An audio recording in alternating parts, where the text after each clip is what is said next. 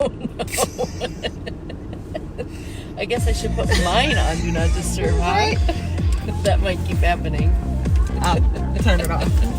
We'll get it together. Happy Saturday! Hey! Look at that sun shining. You guys see that sun? I mean, It's throw it so your weird. way. But on the way here, like over my house, there's like a cloud over Springfield. It's like, and coming this way, it's when the sun came out.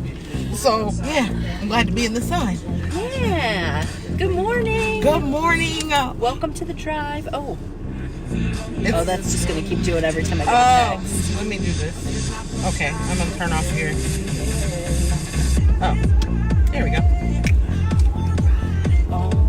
Good morning, everyone. Welcome to episode 15. There's a little debate. It's either 15 or 16. We'll get the numbers right really soon. When I go through, we post them on YouTube. So, welcome. Happy everybody this Saturday. Woo. I always want to just keep letting that play. I know, right? Just somebody's pumpkin is in the middle of the street. My kids can't throw away my pumpkins in front of my house. They look like depressed jack-o'-lanterns. Like they're all distorted now because they're rotting or whatever. But throw them away. I know, but that one somebody squished in the street. Oh, that's gross. Poor pumpkin. Poor little pumpkin. Okay. I wonder what fun that is. I've never Smashing been pumpkins? Yeah, like I've been a teepeer, but I've never been a pumpkin smasher. I don't know what the fun of pumpkin smashing would be either. Unless you need to get a little aggression out, maybe. Today's episode of The Drive might make you want to smash a pumpkin. We are talking, that's a great segue. We're talking about anger and disappointment today. Right. So back on our series, the emotional intelligence and what emotions are trying to tell us. Right, so we'll read the definition. Yeah, definition, and then I have something I want to ask you, just kind of bring up, I guess. Oh, cool. Okay. So, every week since we've been doing these emotions, we're talking about these emotions as it pertains to emotional intelligence and just wanting to get more emotionally intelligent for overall health and emotional wellness. Yeah. So, emotional intelligence is the capacity to be aware of, control, and express one's emotions and to handle interpersonal relationships judiciously and empathetically. And by the time this is over, we will know it by heart, and you will know it by heart. That's exactly what emotional intelligence is. That's right. So you were ready to go. Let's go. What do you got to say? What did you want to bring I up? was just thinking this morning about what we were talking about yesterday, that we are it's almost like the series is making us even more hyper aware of our emotions. And here's what I thought was interesting for you and I, because we've been steering for so long now. Right. We are typically more hyper aware of our thoughts. Woo! Right. So the fact that we've been more hyper aware of our emotions lately has kind of messed with us a little bit. Ma'am, listen. Right? So I been. think that's it. I think it's because we're more in touch with the emotions and less with the thought, which puts us in the amygdala and not in the prefrontal cortex. So we're not practicing what we preach we're in this series. I think we are, but I think it's, at least for me, it's good, because for me, I was almost, I don't want to say detached from my emotions, but it was very easy for me to detach, because I could go immediately into steer mode and logic, which is great sometimes, but sometimes it's really important to feel. And it's so interesting that you say that. Morning, Jennifer. But I have been receiving that as, not criticism, feedback from like people who I care about. Like, you seem like you just really don't care. And I'm like, it's not that. It's just like you said, a little bit more in touch with my thoughts. Right. And kind of like that post that I put up of what my mom said the other day about there's a difference between I don't care and go ahead. Sorry. We're at Starbucks. Mobile order for cat with a K. Cat with a K, okay. That's so funny. Okay, it looks like they're working on those drinks right now, so we should have those ready for you by the time you come around. Okay, thank you. Alright, thank you. It's so funny. We usually have that done ahead of time, but today, we didn't have time. not today. But so it's kind of like that, where I feel like it's not that I didn't care, it's just that, like you said, I was. Can you back up, because I was not, what are you talking about? You mentioned something about your mom. The post that I put up from what my mom said, and her quote was, there's a difference between I don't care and I accept what the universe has already decided. So yeah, but it does that not caring, and it isn't that comes across, but the acceptance comes across as apathy. Exactly, and that's what it is. Yeah. So just being mindful of that, because that's happening for us. So if that's happening for you, yeah, I think it's and no matter what it is, I think when we're introduced to something new or reintroduced, right. There was someone just this week that I talked to about a diagnosis that they had gotten. I even struggle to say mental disorder. I don't even know if that's the right word for it. But anyway, they were diagnosed, well, I'll just say they were diagnosed with autism. Okay. And it caused her to, like, kind of rethink everything. Right. And that's pretty typical with diagnosis and things like that. Good morning. Yes. Grande Americano? Okay. They both are, but one's cinnamon rolls. This is also a Grande Americano. Thank you. Have a great day. If you take one. So Jennifer said, I always say allow yourself to feel, and acting on emotions is a different topic. Exactly. That's mine. Is it? Yep. Cool. Cheers. Yes, acting on emotions, and that is what kind of emotional intelligence is all about. Like, making the conscious choice that your emotions don't always denote the reaction that you initially want to express. And I heard something else about that this week about, somebody saying, what are you? Oh, Shelly said, can you get me a coffee too? No, right? We'll just hand them out to everybody. Wouldn't that be fun? Just right? Mobile order all over the country. Stopping over people's houses to take them coffee. Oh, we're bringing I love you to it. Starbucks this morning for the drive. We could do that though. We could do like mobile orders for people and be like, go pick it up. That'd be cool. And drive with us, ride with us. Have coffee with us. So no, this thing this week that I saw was about triggers and trauma, and the quote around, like, you can't control how you feel, but you can control your actions.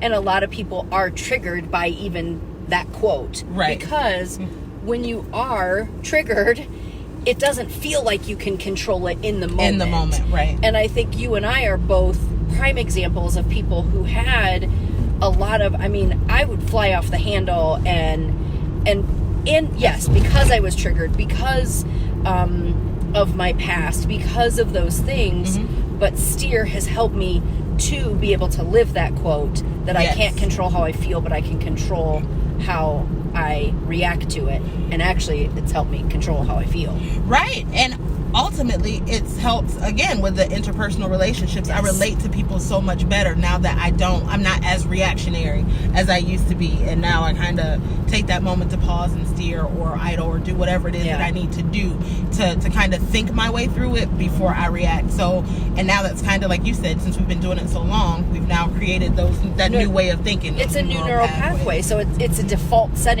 for us. That we're talking about the person who was like, she wanted her husband to be worried with her. Right. So, sometimes sometimes that guy was like, what just happened there? But now I see she pulled out a little too far. Look at you handling your road rage really well. But did you see my face? Like, it was not. I didn't see it, but I heard it, and I was like, ooh, but I felt the energy go out and then pull back. Yes, that did happen. And it was more camera awareness than actual, but that means that I can control it. Right. That just showed me that I can control it. All right. Maybe I just have to ride around as if the cameras are always on, because, honey, that would have been different. So the person that I was mentioning said that she was very upset. She was really worried about something, and her husband was like, basically like, it'll be okay.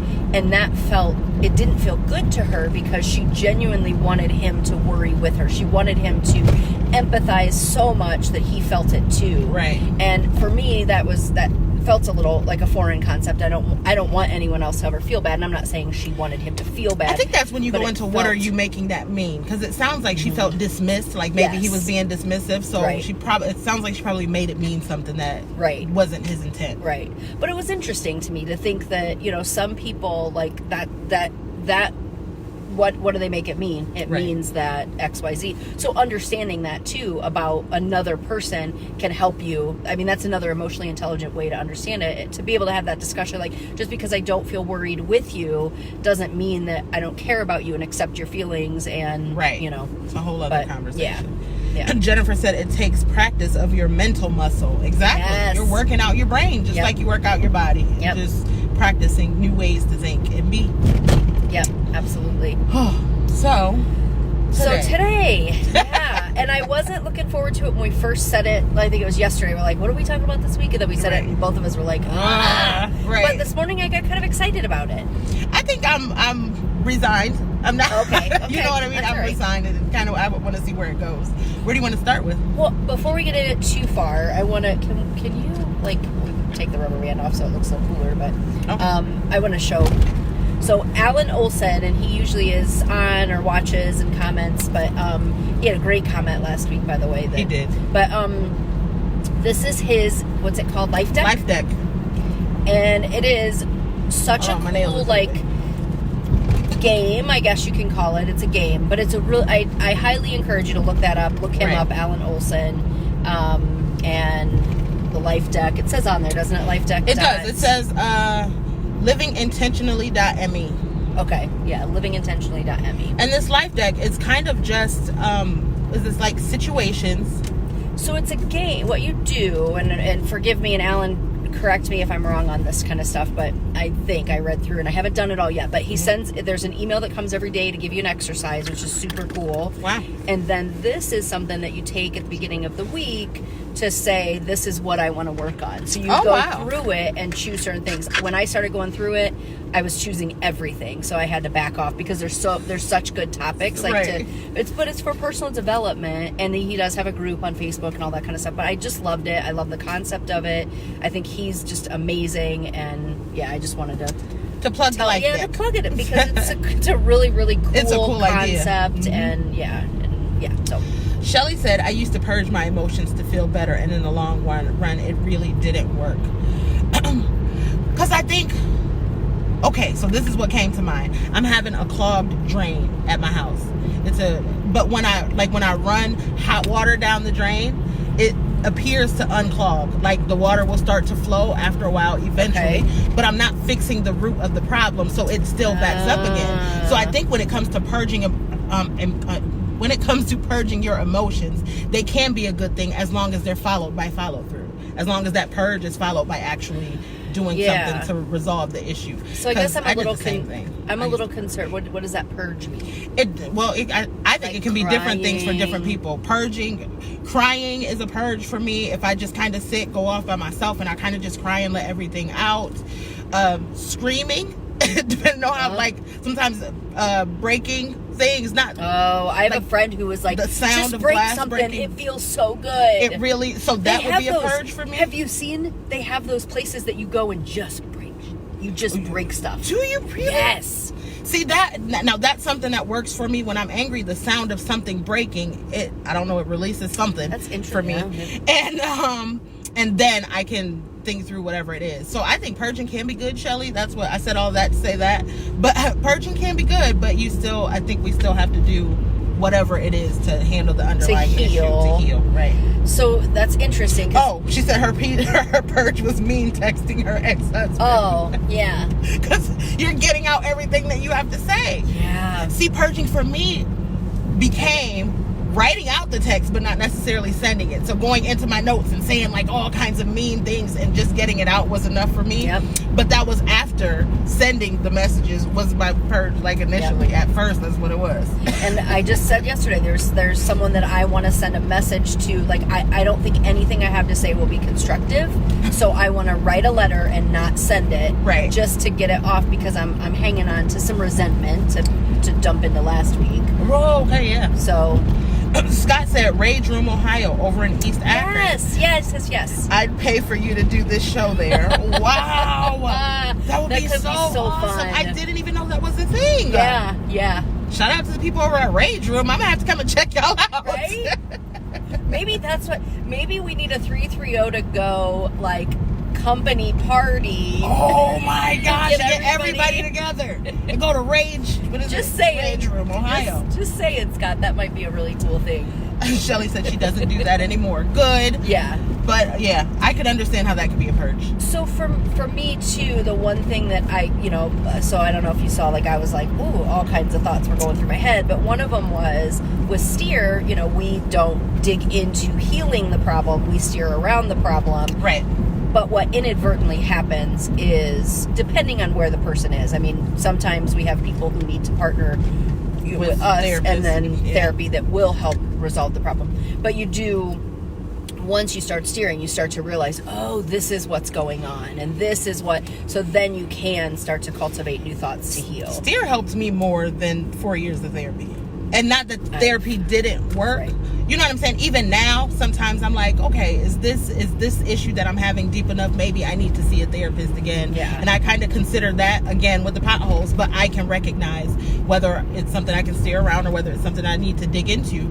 And most of the time, I'm perfectly comfortable and healthy steering around it. Like, right. Not that big a deal. Right. Kim Lucan said she wants to come to that episode. You'll have to come, Kim, and come to Rage Room, Ohio with us. Yeah. That'd be so cool. But yeah.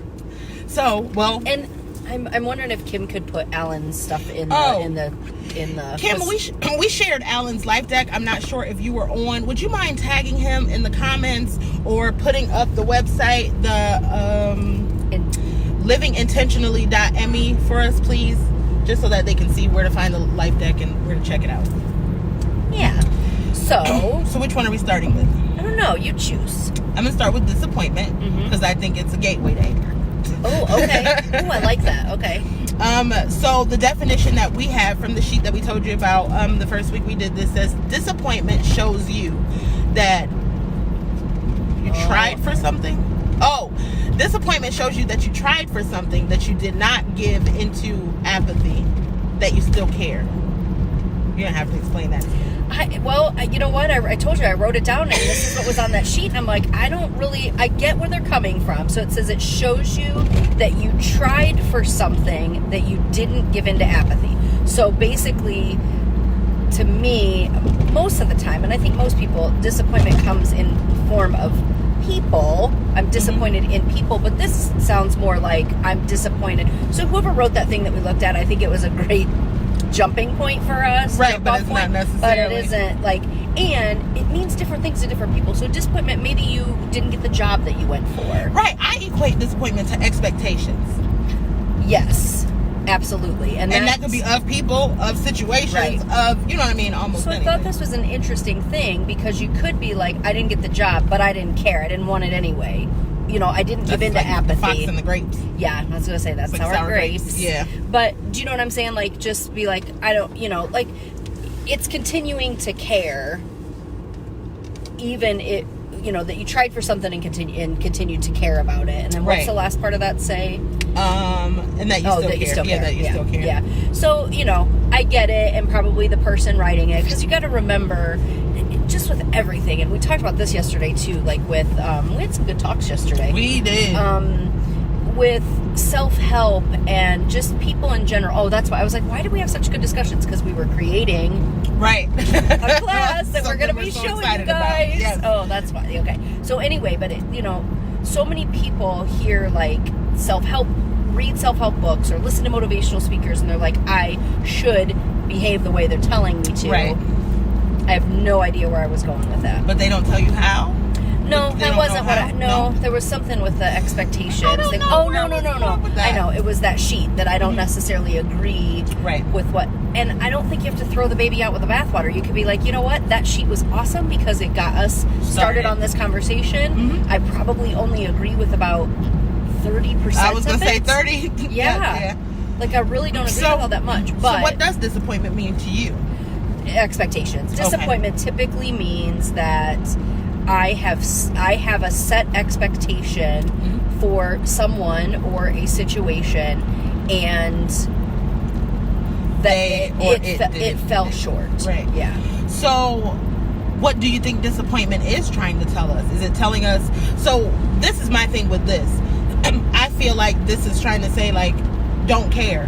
Like, that's the best way. Like, disappointment is trying to tell you that you shouldn't care. That's what you think. Yeah, that's what it feels like. That's what that's saying, and I don't know if that's necessarily the answer to how to cope with this. I think this person, and that's what I was going to say, is this is just through that person's lens. Yes. So this person's lens, to me, probably did, when they were disappointed, would revert to apathy. Right. So for them, that's how. So what did they make it mean to them? That's what they made it mean. Right. So you asked me a question. I forgot what it was. What do you think disappointment is trying to tell us? I think it depends on the situation. It could be telling you to temper your expectations. Mm-hmm. What's the thing that you always say about people?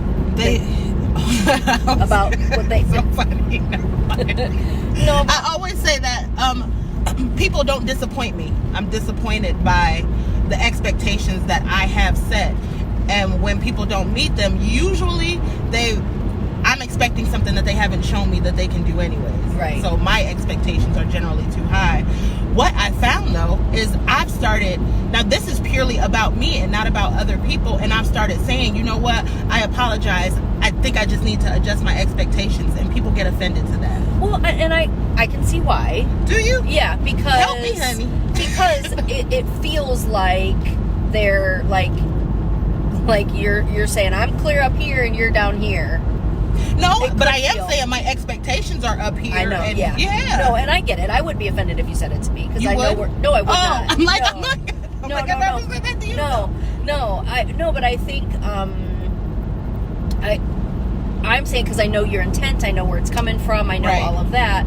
But most people, we have to remember that most people aren't coming from a healthy place. Okay. Do you know what I mean? That makes sense. So they do take everything like personally, and it feels like a dig because of what they're making it mean. Right, and that's usually, and I'm like, I did not mean, I literally meant, that was me checking myself, and now I've learned, just like they say you don't have to say everything, apparently I don't have to say that out loud. Yeah. So now I'm just like, you know what, I apologize, or just whatever, whatever kind of does the situation, and I make a mental note that, okay, you need to adjust your expectations. But that was kind of in the sense of me, maybe it was a bit of a dig. I wonder if that was a passive-aggressive dig that even I maybe wasn't aware of. That's something for me to think about. I'll think about it. Yeah. I don't think it was, but maybe. I don't know. So, and that's how I think it's interpreted. Again, I don't, but also, I'm in a place in my life where I've said before, passive-aggressive goes right over my head, because I don't, like,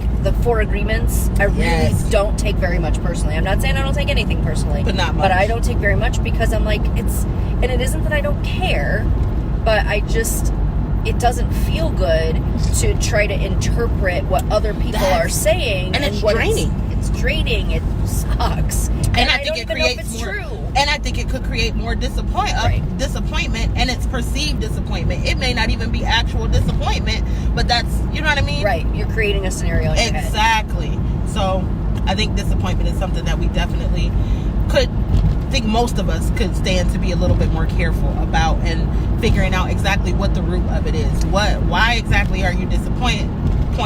Were your expectations in alignment with what that person or that situation showed you or proved itself to be, and kind of move on from there. Yeah, and I think if it's a situation, like, let's just say it is like I tried for a job and I didn't get it, or a relationship and it didn't work out, you know, are those expectations reasonable? Right. So you can check your expectations there. Sometimes the answer is no, and you can adjust that. Sometimes the answer is yes, right, and you adjust that too, because it could be, you know, it's sort of going into what is this trying to tell me? What can I learn from this? Right. And not only that, but in understanding, going back to, if the answer is yes, my expectations were in alignment and I still didn't get it and I'm still feeling disappointment, I think it's very helpful for me to go, wow, there must be something else better coming down the line. Like, even when I was on my job search, that's how it kind of worked out in my head. I'm like, God, I must be about to get something really good because I really wanted that job and I didn't get it. So it must be something, and that's the energy that I will put out, and usually that would be the case. Something better would end up coming along, and I'd be like, I see you guys, okay.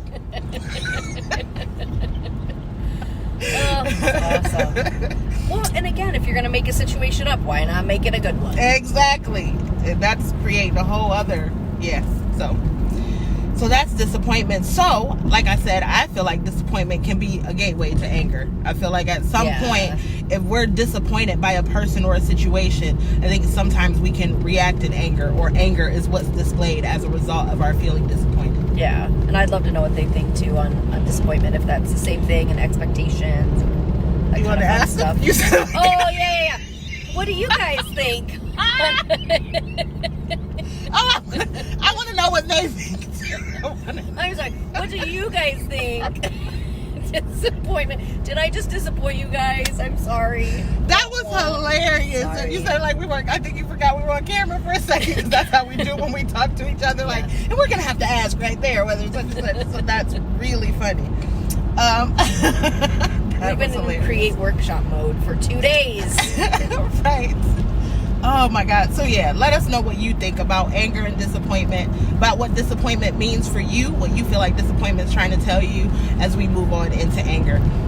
So that sheet said, anger shows you that you're passionate about where your boundaries are and what you believe needs to change about the world. Girl, listen, I know, right? Okay. I want to talk to this person. I would love to like. They need to learn how to steer. No. So let's break that down. Anger shows you what you're passionate about. I would agree with that. I agree with that. Yes. Or because sometimes, let's face it, sometimes there's unjustified anger, like hangry. Hangry. Tangry. What's tangry? You're tired and angry. Oh my gosh! Did you just make that up? I just made it up. Oh my God! But can we start the hashtag Tangry? Oh my God! Yes, because I get so short-tempered when I'm tired, and it's like, just leave me alone. Do you see my eyes? There are bags, like grocery bags, under them. I look tired, so leave me alone. Stop talking to me. Wait, but I do that to you. Like the other night, we were on until what, 9 o'clock at night, working on this Listen, workshop. y'all. And I'm like, and Brenda's like, I'm tired. I'm like, oh, this is kind of like, well, didn't you say like the mountain or something like that? Yes, the same thing happened on the mountain. So, okay, I was tangry after we climbed a dang on mountain. And hangry. We really hangry too. We hadn't eaten either. Hangry first, because then you ate. And then I was tangry. As soon as you ate, I was like, okay. She took a bite. Listen. Now. No, y'all, listen. It was literally as soon as I took a bite. So we climbed the mountain. We get to the top of the mountain. We get to the bottom of the mountain. And I'm clearly tired. It's some things going on and I'm stressing out. And Kat's like, what do you want to do now? What do you want to do tomorrow? Where do you want to go? And I was like, listen, ma'am, I cannot think past eating. So that was what I said at first. Right. I said, I can't think past. It's getting foggy in here. I said, I cannot think past eating. So we go to the restaurant, we sit down, we order our food, and she's really quiet, but I see her getting antsy and getting anxious, and she's kind of like, as soon as I took a bite of my food, chewed it and swallowed it, Kat was like, okay, so what do you want to do tomorrow? What do you want to do? Ma'am, I cannot think past sleeping. And she was like, oh, okay. Like, leave me alone. My gosh, it's so funny. It's so true. We are fogging this thing up. Laughing and being goofy. Okay. I think it'll be good. I think I can probably turn to these. Oh, well, especially since it's Kim said, hangry is real. I have a daughter that has a crazy fast metabolism. I don't even try to talk to her after school until she's had a snack. And they hashtag tangry. So did Charles. Yes. So it says anger shows you what you're passionate about. So I would agree. With that. Or that maybe we need something and we can check ourselves, like what is the root of this? What am I thinking? What am I feeling? Right. So you start to steer it. Mm-hmm. And then what does it say? What's the other? Where your boundaries are. So I can co-sign that one too. Where boundaries are. Because when those boundaries are crossed, that's when we get angry. Sure. But again, I think, at least for me, it's a lot of times it's unjustified. And maybe I'm just thinking because this week I got upset with my son, and because I wanted him to take that box next door, and he didn't want to do it, and I like, whatever, did the whole like mom meltdown thing for a minute, and then I was like, happens to the best of us. But the whole thing was, I wasn't really that, I mean, I was a little mad at it, but this whole thing flashed in front of my head of, how little I'm having him do around the house right now because he's got extracurricular activities. Mm-hmm. So I'm trying not to like expect too much.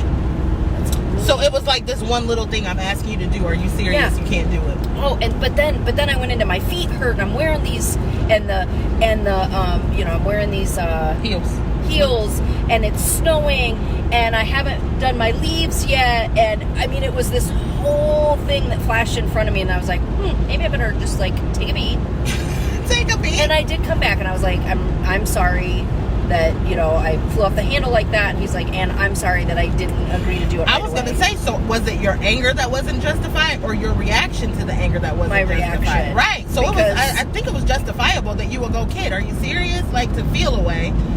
But it was just kind of the way that you reacted. Right. So yeah, and that was a boundary. Like, maybe you felt like I've laid the parental boundary and you're crossing it right now, and I'm feeling really passionate about that boundary right now in this moment. Very passionate about it. But it was crazy when I went back and thought about, because I just don't fly off the handle at him all that much anymore. Girl, lucky you. But when I did, I had to check. I didn't have to, but I wanted to check it, and I was like, holy free holies, there was a lot happening in that brief moment of all the things. I think there's a lot to be said about that as well too when it comes to anger. Oftentimes, I think, one, we're not very understanding when people get angry. I think when somebody gets angry and reacts that way, most of us just want to react back. Like, hold on, don't talk to me crazy. Wait a minute. Instead of doing that reflection that maybe you did, and then coming back. Or if they're the person who became angry, not a lot of people come back and go, you know what, I apologize. I definitely flew off the handle. I still feel a way about what you did, but I should never have come at you like that. And I've been really careful about that. Apologizing after. Well, trying not to have to. I never used to apologize. That was Really? I hated to apologize. Or if I did it in a way that it was like too much. Do you know what I mean? Like, I'm sorry. And I remember my ex-husband being like, can you stop saying I'm sorry? And I was like, I'm sorry. Oh, I said it again. Jennifer said, we tend to pile our emotions based on history and make a mountain out of a molehill. We've all done it. Girl, listen, let me tell you, honey, I'm gonna drive. My man absolutely crazy. I'm sorry, I thought you were mad because you moved that, and I moved it right after you did. That's why I thought you were yelling at me. I'm yelling because I'm gonna drive this man crazy because of just that. And it's not I make mountains out of molehills, but it's not in a way that I'm like, oh my God, everybody else did that, so you're going to do it too. But unfortunately, like Jennifer said, when we see patterns of behaviors, even if it's not in the same people, it does trigger something. And we have to be very careful emotionally how we take that in and how we express it out as well. Well, and I think it is what we always say, that our brain is always trying to protect us. Yes. So it is our brain efficiently saying, whoa, whoa, whoa, pump the brakes. You saw this before. This person might be doing that again. And I think it's okay to pump the brakes a little bit and check.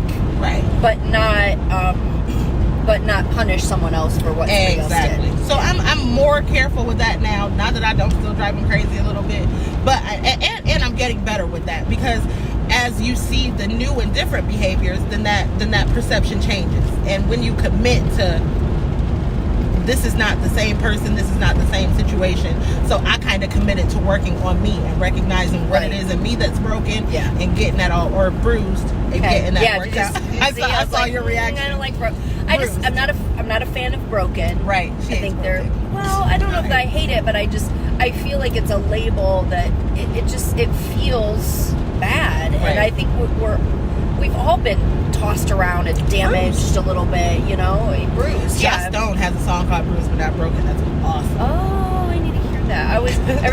Every time you say her name, I just think bare feet. Because she's always barefoot. She's always barefoot. Kim Lucan said, not that my kids lie, that is something that just triggers me in humans. Hold on, I gotta go back. Oh, okay. She said, for me, angry happens when also there is something that I have no tolerance for, like excuses or lying. I have to deep breathe a lot with older kids. Then she said, not that my kids lie, that's just something that triggers me in humans from my childhood. And I think, like you said about the triggers, it's so important to know what our triggers are and figure out exactly how we want to react to those triggers, and understanding that we can pause in the moment. And it sounds like that's what Kim is trying to do. So kind of that last part, what you believe needs to change in the world. So I think when I saw the world, I almost changed it, because what I wanted it to say, what I wanted this person to say, was what you believe needs to change in your world. that's what it is. It's like because I want you to behave this way, and when you don't, I'm gonna get angry. I think that was my disconnect with that. Seeing the world made it feel too broad and like, oh my God, this is so extra. Like, that's how I felt. But like, when you say that, I need to figure out exactly what needs to change in my world. Then you can kind of pick and choose what works for you, what behaviors you're willing and not willing to tolerate. Like Kim said with the lying, that is something that she cannot and will not tolerate. So that's something that has to change in her world. Yeah. In a world where people lie every day. Even our leaders lie all the time. Well, but I think again, going back to understanding where that person's coming from, people lie for, I think, I haven't looked this up in a while, so it's been a while since I've, but if I remember correctly, there's 2 reasons. It's to protect themselves or to, bolster themselves. Which is probably a form of protection anyway. I was going to say that's probably protection. But, that's why, so when, especially I would think with kids, kind of coming back to, understanding what makes someone lie. Oh, wow, okay. Do you know what I mean? I do. What's happening? If it is a relationship, going back to the boundaries episode, if it's a relationship that you want to salvage, then let's dig into, what is it that caused you to right? What do you feel you right need now? To protect yourself from? Right, or prove, or right? Oh. Yeah, because I think sometimes. You're coming with it today, I think sometimes people lie to make themselves look better, or to keep you getting in trouble. I'm thinking. This became a lying episode because I'm thinking about that. Okay. Yeah. Because that has always been my pet peeve as well, and now I'm thinking I can use that to, instead of becoming so angry and enraged, because I think for me a lie means that the person who's talking to me doesn't think I'm intelligent. Because are you really testing my intelligence right now? Are you testing what are me? you making and it that mean? right, and that would make me angry because I'm like, you really think I'm gonna believe this? I had somebody who I think might have embellished something fairly recently, and what I thought was I felt a little bit of disappointment in our dynamic because I was like, oh, it makes me sad that you think, now I'm assuming, I don't know for sure it was a lie, I'm just assuming it felt a little far-fetched, so I saw him there trying to figure out what it is. You know it, but I had to go, oh, I'm bummed that this person thinks that they need to impress me in that way, right.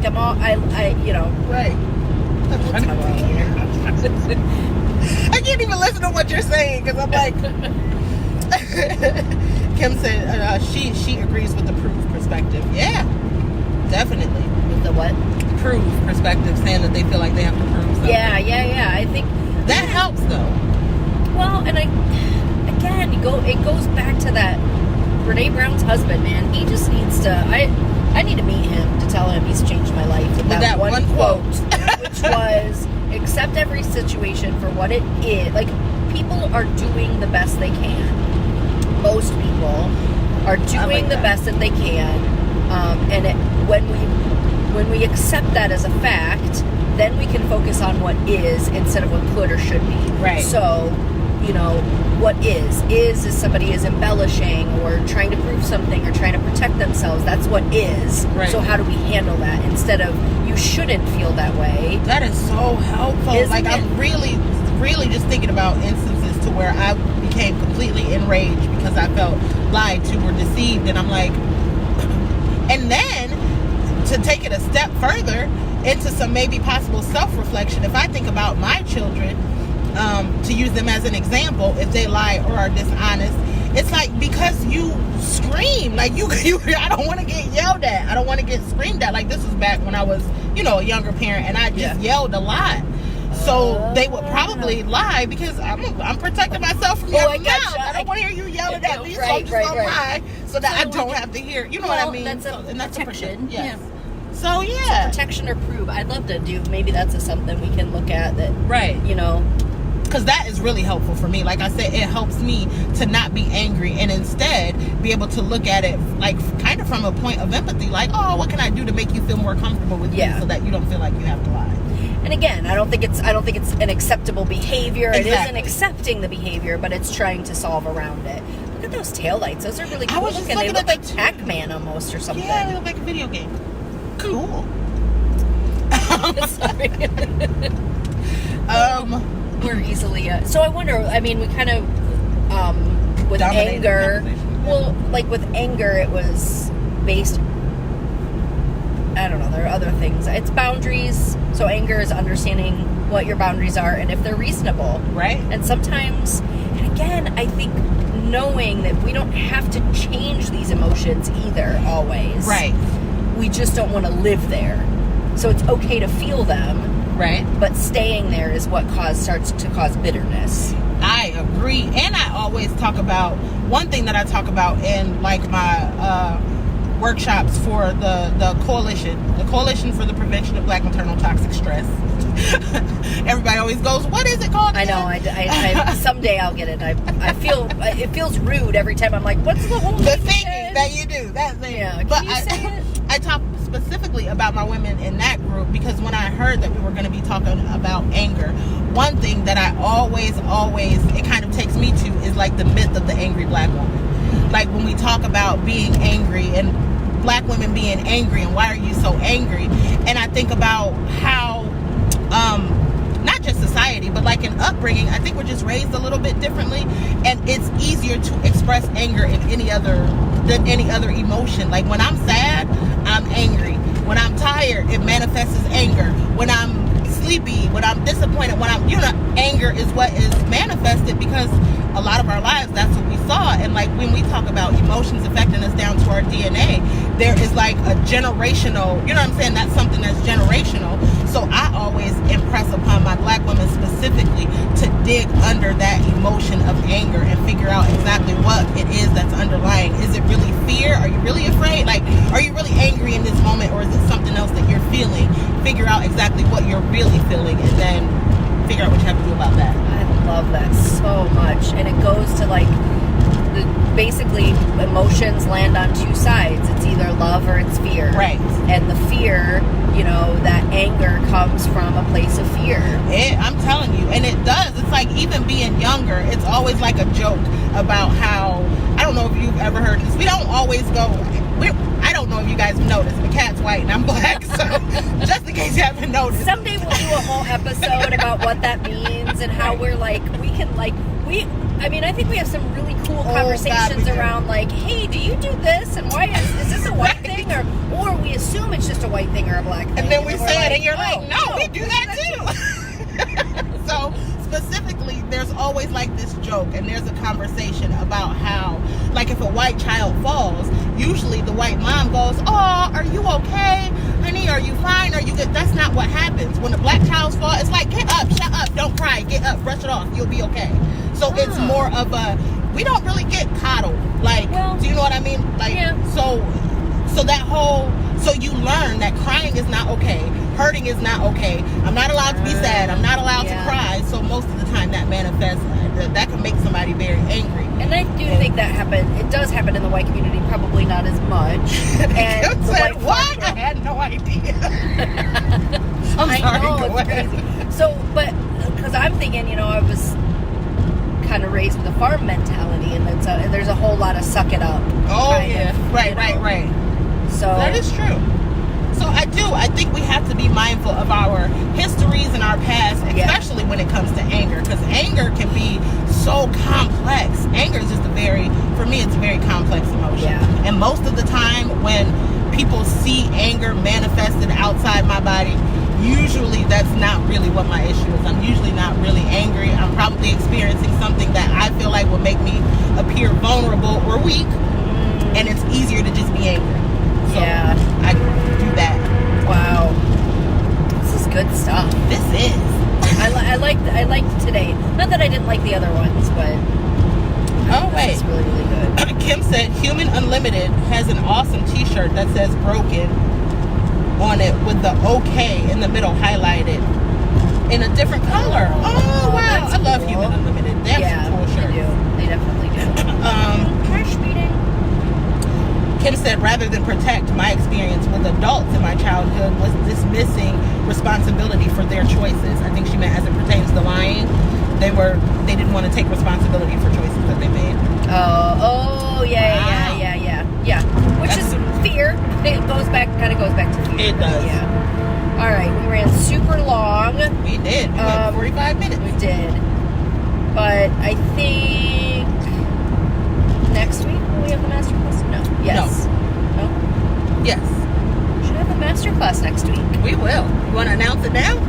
Why not? So I'll just tell you guys. So anybody who's watching till the end gets this special. Right. Gets this little tidbit of information. So what we've been working on is putting together a masterclass. It's a SYLC masterclass. Right. You want to go into these? You want to get I think what it is, we did one and we weren't happy with it. Right. Because it just wasn't, we love the brain science and digging into why we're doing what we're doing.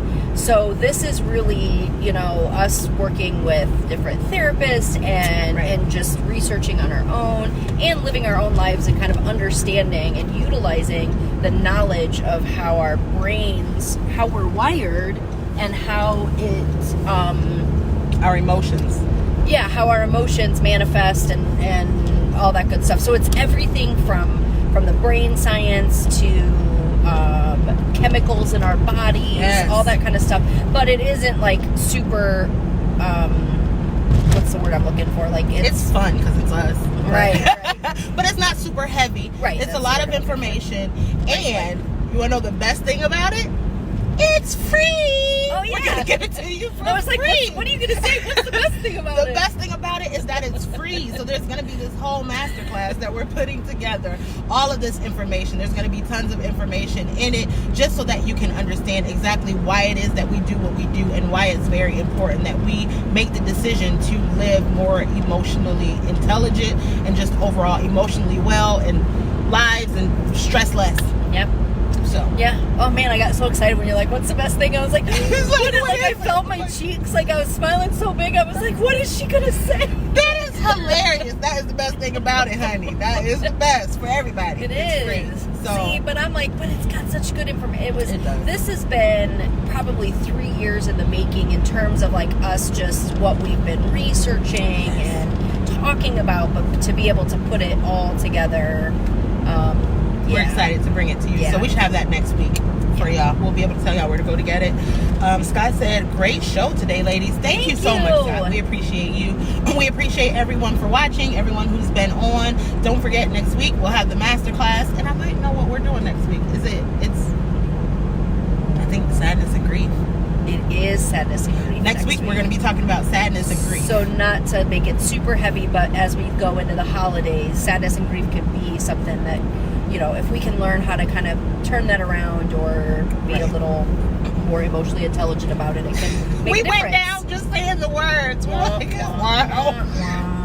So we will be talking about that next week. So we will see you next week. I still don't have a really good sign off. So we will see y'all next week. Same SYLC time, same SYLC channel. Same drive time. Same drive time, same drive channel. So we love you guys. We will talk to you next week. And we hope you enjoyed the episode. Have a good one.